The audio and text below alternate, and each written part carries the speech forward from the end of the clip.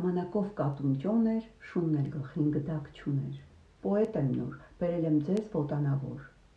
Մի բան գրեցինք, կրակն ընկանք աղբեր, որ այս պատմությունը լսել է Դսեղտ գյուղում իր քեռի Իսայոց։ Գրական խեղճ ճաշակով մարդ էր, շուն ու կատու և բանաստեղծություն, սրանք ինչ կապ ունեն իրար հետ։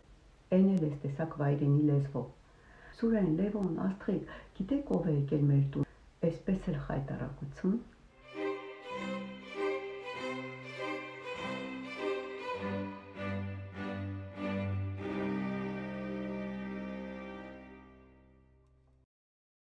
Ժամանակով կատուն ճոն էր, շունն էլ գլխին գդակ չուներ։ Կարծում եմ, որ այս երկու տողից բոլորը միանգամից հասկացան, թե որ ստեղծագործությունն է այսպես սկսվում։ Հայ գրականության մեջ քիչ կան ստեղծագործություններ, որոնք մեծից փոքր բոլորը կարդացել են։ Այդ բախտավորներից մեկը Հովհաննես Թումանյանի Շունն ու կատուն բալադն է, որի ծագում ժողովրդական է։ Թումանյանն ինքն է ասել, որ այս պատմությունը լսել է Դսեղտ գյուղում իր քեռի Իսայոց։ Բանաստեղծն այն թղթին է հանձնել 1886 թվականին։ Դա Ներսիսյան դպրոցից հեռանալու տարին էր։ Այնուհետև մի քանի փոփոխություններ ու շտկումներ անելուց հետո 1889 թվականին Թումանյանը իր բալադը տարել է Մուրճի խմբագրություն տպագրելու, սակայն խմբագիր Ավետիք Արասխանյանը հրաժարվել է տպել։ Այս պատմությունը Հովհաննես Թումանյանը հետագայում մի քիչ փոփոխելով նկարագրել է իր Պոետն ու մուսան պոեմում։ Ու գնացի խմբագրատուն, տեր խմբագիր, պոետ եմ նոր, բերել եմ ձեզ ոտանավոր։ Ահա կարդամ ականջ դրեք, ձեր հանդեսում տեղավորեք։ Խմբագիր Արասխանյանը, ինչպես հասարակական գործիչ գրող Վարդգես Ահարոնյանն է իր հուշերում գրում, եվրոպական կրթություն ստացած վերին աստիճանի քաղաքավարի և մի քիչ էլ չափից ավելի բարեմիտ, բայց գրական խեղճ ճաշակով մարդ էր։ Հակառակ իր բարեկրթության Արասխանյանը հուզվել, վրդովվել է, որ վարդից, սոխակից դուրս ուրիշ բաներ էլ և այն էլ շունն ու կատվի նման բաներ կարող են բանաստեղծության նյութ դառնալ։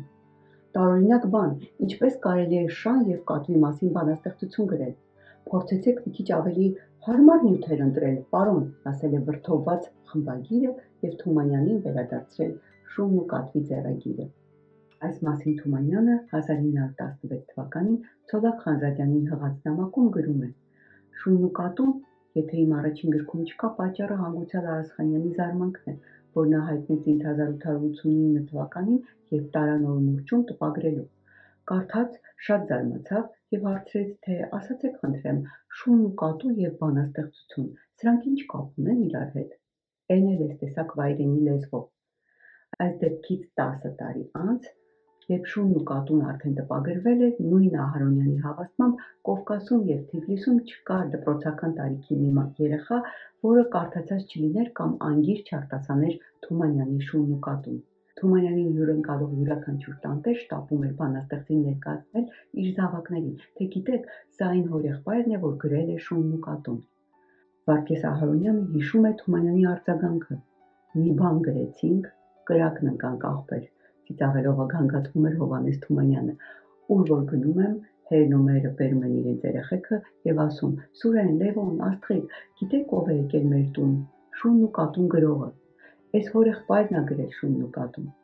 Մին էլ պատահում ա, որ այնքան են վռազում, որ էլ չեն ասում Շունն ու կատուն գրող հորեղբայրն ա եկել, այլ թե շուտ եկեք երեխեք, Շունն ու կատուն ա եկել։ Էսպես էլ խայտարակություն, ամփոփում էր Թումանյանը։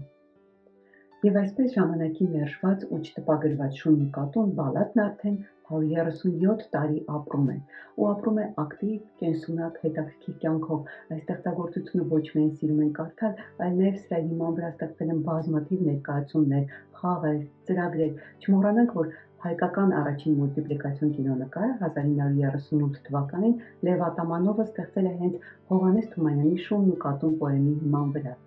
Այս ստեղծագործությունը ռեկորդակիր է իր հրատարակությունների ու թարգմանությունների թվով, բացի լիակատար ժողովածուներում ու հատորներում ընդգրկված լինելուց, այս պոեմը բազմիցս հրատարակվել է առանձին գրքույկներով, գեղեցիկ ձևավորմամբ ու նկարազարդումներով և բազմաթիվ լեզուներով։ Ես իհարկե կարդացել եմ միայն ռուսերեն տարբերակը Սամուել Մարշակի թարգմանությամբ, սակայն գիտեմ, որ թարգմանված բազմաթիվ լեզուներին անցած տարի ավելացել է ևս մեկը՝ չինարենը։